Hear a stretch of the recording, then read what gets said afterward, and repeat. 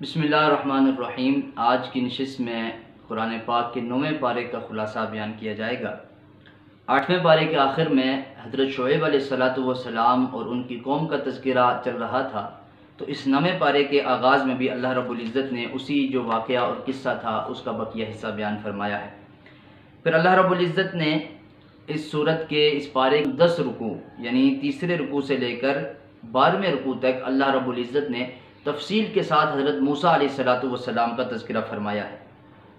اور موسیٰ علیہ السلام کا جو واقعہ اور قصہ ہے اس کی مختصر وضاحت اور تشریح یہ ہے کہ اللہ رب العزت نے یہ جو بنو اسرائیل جو تھے وہ حضرت یوسف علیہ السلام کے دور میں شام سے ہجرت کر کے مصر آ گئے تھے، اور حضرت یوسف علیہ السلام جب اس دنیا سے چلے گئے تو اس کے بعد بہت سے بادشاہ آئے۔ مصر کے جو بادشاہ ہوا کرتے تھے ان کا لقب فرعون ہوا کرتا تھا،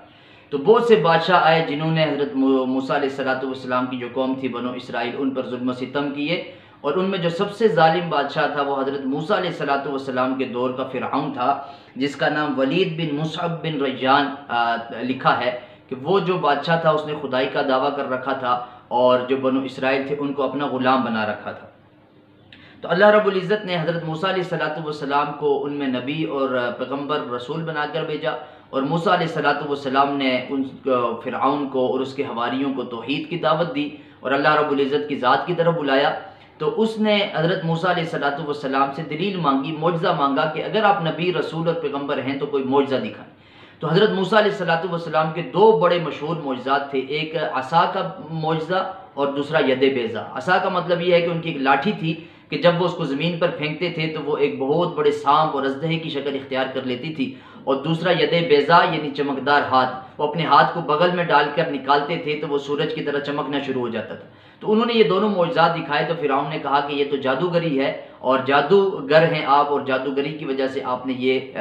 ساری چیزیں دکھائی ہیں۔ لہٰذا اس نے یہ کیا کہ حضرت موسیٰ علیہ السلام کے مقابلے میں اپنے ملک کے جتنے بھی جادوگر تھے بڑے بڑے ان سب کو جمع کر دیا اور موسیٰ علیہ السلام کے مقابلے میں لے آیا۔ اب موسیٰ علیہ السلام نے جب انہیں اپنا معجزہ دکھایا تو وہ جادوگر تو سمجھ گئے کہ یہ جو چیز موسیٰ علیہ السلام کے پاس ہے یہ جادوگری نہیں ہے، اس کا تعلق سحر اور جادوگری کے ساتھ نہیں ہے، لہٰذا وہ حضرت موسیٰ علیہ السلام پر ایمان لے آئے۔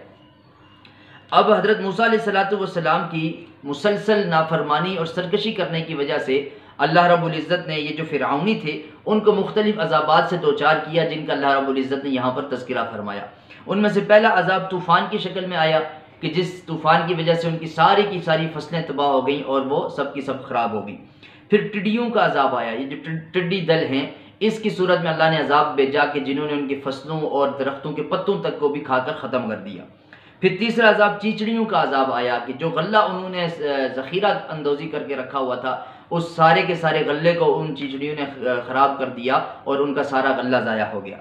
پھر چوتھا عذاب مینڈکوں کی شکل میں آیا، مینڈک کہ جہاں پر بھی وہ دیکھتے تھے گھروں کے اندر گھروں سے باہر ان کو ہر طرف مینڈک ہی نظر آتے تھے، جس کی وجہ سے ان کے لیے بڑی مشکلات کا سامنا تھا۔ پھر پانچواں عذاب خون کی صورت میں آیا کہ جو بھی وہ پانی کا برتن اٹھاتے کوئی بھی چیز اٹھاتے تھے تو اس میں ان کو خون ہی نظر آتا تھا پانی کی جگہ۔ تو یہ سارے عذاب اللہ رب العزت نے ان پر نازل فرمائے۔ ہر دفعہ وہ حضرت موسیٰ علیہ السلام سے درخواست کرتے کہ اللہ سے دعا کریں یہ عذاب ختم ہو جائے، ہم آپ پر ایمان لے آئیں گے۔ حضرت موسیٰ علیہ السلام کی دعا سے وہ عذاب ختم ہو جاتا، لیکن پھر وہ سرکشی اور نافرمانی پر اتر آتے۔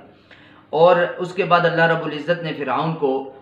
سمندر میں غرق کر دیا، اور جو حضرت موسیٰ علیہ السلام کی قوم تھی ان کے لیے اللہ رب العزت نے 12 راستے جاری کر دیے سمندر سے، اور وہ ان راستوں سے گزر کر دریا عبور کر گئے۔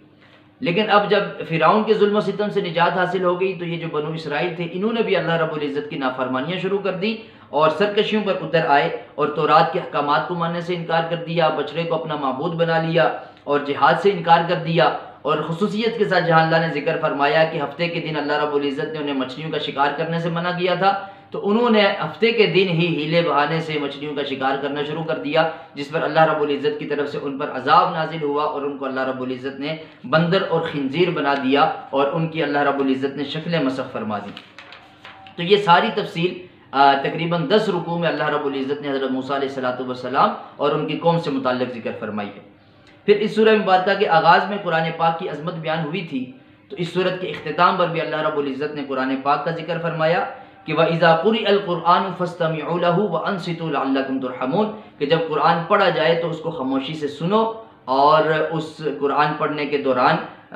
بالکل خاموش رہو اور غور سے سنو۔ یہ قرآن کا حق ہے کہ جب قرآن پڑھا جائے تو اس کو غور سے سنا جائے اور خاموشی اختیار کی جائے۔ یہی وجہ ہے کہ احناف کے ہاں جب امام قرات کر رہا ہو تو پیچھے جو مقتدی ہوگا وہ پیچھے قرات نہیں کرے گا، بلکہ انصتو قرآن کا حکم ہے کہ خاموش رہو، لہٰذا وہ خاموشی سے قرآن کی قرات کو سنے گا، امام کی قرات اس کی طرف سے قرات ہو جائے گی اور وہ اس کے لیے کافی ہوگی۔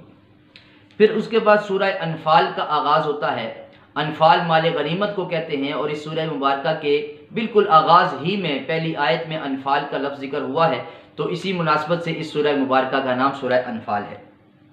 یہ سورہ مبارکہ 2 ہجری میں غزوہ بدر کے بعد نازل ہوئی، تو لہٰذا جب غزوہ بدر کے بعد نازل ہوئی تو اس میں زیادہ تر جو احکام ہیں وہ جہاد اور جہاد سے متعلق مال غنیمت اور ان چیزوں کے حوالے سے اللہ رب العزت نے احکامات ذکر فرمائے ہیں۔ سورت کے آغاز میں اللہ رب العزت نے یہ وضاحت فرمائی ہے کہ مال غنیمت اللہ اور اس کے رسول صلی اللہ علیہ وسلم کا حق ہے، لہذا جہاں اللہ کا حکم ہوگا، جہاں رسول اللہ صلی اللہ علیہ وسلم کا حکم ہوگا، وہیں پر مال غنیمت خرچ کیا جائے گا اور اسی مد میں اس کو استعمال کیا جائے گا۔ پھر اللہ رب العزت نے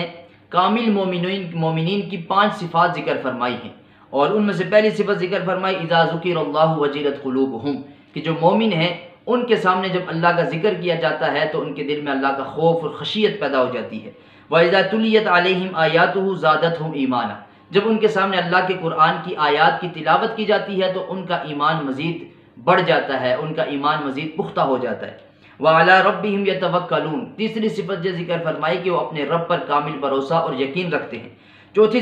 صفت ذکر فرمائی الَّذِينَ يُقِيمُونَ الصَّلَاةَ، نماز قائم کرتے ہیں، یعنی نماز کو اس کے پورے آداب کی رعایت رکھتے ہوئے بر وقت اپنے وقت پر جماعت کے ساتھ ادا کرنے کا اہتمام کرتے ہیں۔ وَمِمَّا رَزَقْنَاهُمْ يُنْفِقُونَ، اور 5ویں صفت ذکر فرمائی کہ جو رزق ہم نے ان کو دے رکھا ہے اس میں سے وہ اللہ کے راستے میں خرچ کرتے ہیں۔ یہ 5 صفات اللہ رب العزت نے مومنین کے ذکر فرمانے کے بعد ارشاد فرمایا کہ جن کے اندر یہ 5 صفات پائی جائیں گی اولئک هم المؤمنون حقا، یہ لوگ بالکل حق اور سچے مومن ہوں گے۔